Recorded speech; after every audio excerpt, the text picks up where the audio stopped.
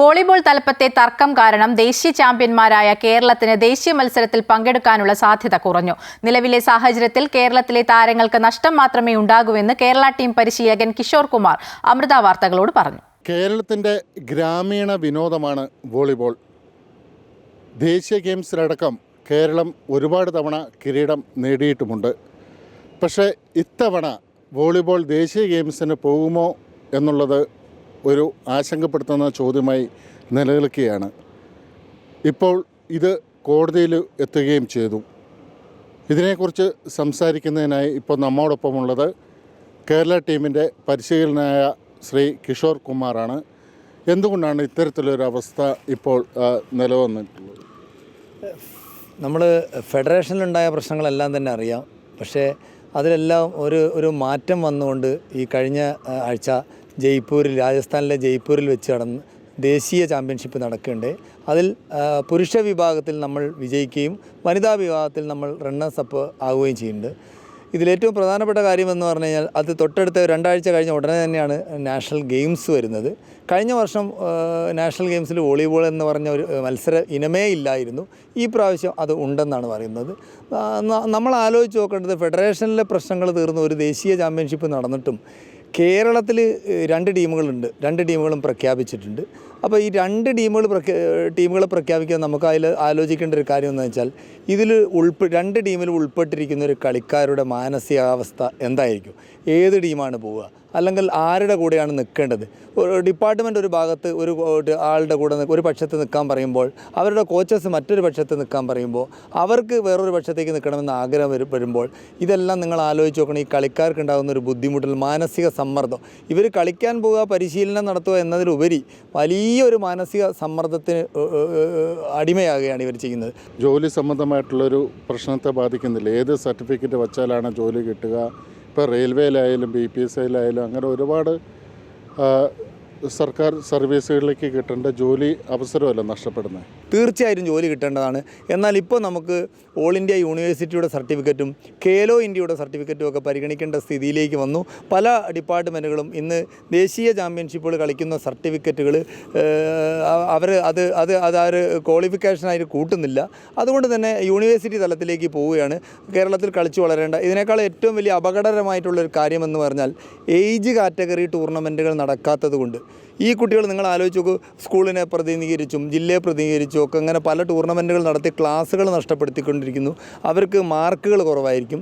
ഈ കുട്ടികൾക്ക് സർട്ടിഫിക്കറ്റുകൾ ഉണ്ടെങ്കിൽ മാത്രമാണ് ഒരു കോളേജ് അഡ്മിഷനോ അല്ലെങ്കിൽ സ്പോർട്സ് കോട്ടയിലുള്ള ഒരു അഡ്മിഷനോ കിട്ടുക. അല്ലാതെ നോർമലായിട്ടൊരു വോളിബോൾ താരത്തിന് ഒരിക്കലും ഒരു അഡ്മിഷൻ, അല്ലെങ്കിൽ അത്രയധികം പഠിക്കണം, ക്ലാസ്സുകൾ മിസ്സാവാതെ പഠിക്കുകയോ പ്രാക്ടീസും പരിശീലനവും അതോ കളിയും എല്ലാം കൂടി വെച്ച് നോക്കുമ്പോൾ ഈ സർട്ടിഫിക്കറ്റുകളാണ് സത്യത്തിൽ ഇവരുടെ വിദ്യാഭ്യാസം പോലും ബാധിക്കുന്നത്. ഇവരുടെ ജീവിതത്തിനെ ആകെ ബാധിക്കുന്ന തരത്തിലുള്ള ഒരു വലിയൊരു ബുദ്ധിമുട്ടാണ് കേരളത്തിലെ വോളിബോൾ താരങ്ങൾ ഇന്ന് അനുഭവിക്കുന്നത്. ഒരു 10-15 വർഷം മുമ്പ് വരെ കേരളത്തിൽ വോളിബോൾ അങ്ങ് ഇല്ലാണ്ടാവുന്ന ഒരു അവസ്ഥ വന്നിരുന്നു. അതിന് മുമ്പുണ്ടായിരുന്നു. പക്ഷേ 2008, 2009, 2010 കാലഘട്ടങ്ങളിൽ വോളിബോളിന് ഈ പറയുന്ന ഒരു സ്വാധീനമൊന്നും ഉണ്ടായിരുന്നില്ല. ഇപ്പം നമുക്കറിയാം, നാഷണൽ ക്ലബ്ബ് വോളിബോൾ ചാമ്പ്യൻഷിപ്പ് തലശ്ശേരിയിൽ 2010 നടക്കുമ്പോഴൊന്നും കാണാൻ ആളുകൾ പോലും ഉണ്ടാകാത്ത ഒരവസ്ഥ. എനിക്ക് തോന്നുന്നു കിഷോർ കുമാറും അവിടെ ഉണ്ടായിരുന്നു, കളിച്ചിട്ടുണ്ട് എന്നുള്ളതാണ്. അപ്പോൾ ഇത്തരത്തിലൊരവസ്ഥ വരുന്നത്, ഇല്ലാണ്ട് പോയ ഒരു മത്സരത്തെ നമ്മൾ അല്ലെങ്കിൽ ഒരു ഗെയിമിനെ നമ്മൾ തിരിച്ചു കൊണ്ടുവരുമ്പം ഇത്തരത്തിലുള്ള അനാവശ്യ ഈഗോസ്, ചില തലപ്പത്തിരിക്കുന്നവരുടെ പ്രശ്നങ്ങൾ, അത് ശരിക്കും പറഞ്ഞാൽ ഇതിന് ഇല്ലാണ്ടാക്കുകയല്ലേ ചെയ്യുന്നത്. തീർച്ചയായിട്ടും നമ്മൾ ആലോചിക്കേണ്ടത്, മുമ്പ് വോളിബോളിന് കുറച്ച് കാലഘട്ടത്തേക്ക് ചില സ്ഥലങ്ങളിൽ ആളുകൾ ഇല്ലാതിരുന്നെങ്കിലും നിങ്ങൾ ആലോചിച്ചു, ഈ മാസവും ഫെബ്രുവരി മാർച്ച് മാസങ്ങളിൽ നടക്കേണ്ട പ്രൈം വോളി വരെ ജൂൺ ജൂലൈ മാസങ്ങളിലേക്ക് മാറ്റി വെക്കണമെന്ന് ഇവർ ചിന്തിച്ചത് കേരളത്തിലെ വോളിബോൾ സീസണുകൾ ഇല്ലാതായി പോകുന്നതാണ്. ഈ മത്സരം മാറ്റിയ ഉടനെ കേരളത്തിൽ നിരവധി ടൂർണമെൻറ്റ്, ഈ അടുത്ത ദിവസം വാണിമേലൊരു കളി നടന്നു. അതിൻ്റെ ഒരു ഫോട്ടോസ് ഞാൻ കണ്ടിട്ടുണ്ട്. ഞങ്ങൾക്ക് BPCL കളിക്കാൻ പറ്റില്ല, ഞങ്ങളുടെ പെട്രോളിയം കളിമുല്ലോ. അതിൻ്റെ ഒരു ആളുകൾ തിങ്ങി നിറഞ്ഞിരിക്കുന്ന ഒരു ഗാലറിയാണ്. ആളുകൾ വീണ്ടും ഈ കളി കാണാൻ വേണ്ടി തിരിച്ചു വരുമ്പോൾ ഇതുപോലുള്ള പ്രശ്നങ്ങളുണ്ടാക്കി, നിങ്ങൾ ആലോചിച്ച് നോക്കണം, ഇതുപോലുള്ള പ്രശ്നങ്ങളുണ്ടാകുമ്പോൾ വോളിബോൾ കളി തന്നെ നിന്നുവാണ്. ഇപ്പം നിരവധി കായിക താരങ്ങൾ വളർന്നു വരുന്നുണ്ട്. കാരണം ഈ പ്രൈം വോളിബോൾ മാത്രമാണെന്ന് ഇതിനെ സംരക്ഷിച്ചുകൊണ്ട് വന്നത്. കാരണം പ്രൈം വോളി കളിക്കാനുള്ളൊരു ഫിറ്റ്നസ്സും അതിനു വേണ്ടിയുള്ള പ്രാക്ടീസുമാണ് ഇപ്പം നടന്നുകൊണ്ടിരിക്കുന്നത്. അല്ലാതെ മറ്റ് കാര്യങ്ങളൊന്നും തന്നെ നടക്കുന്നില്ല.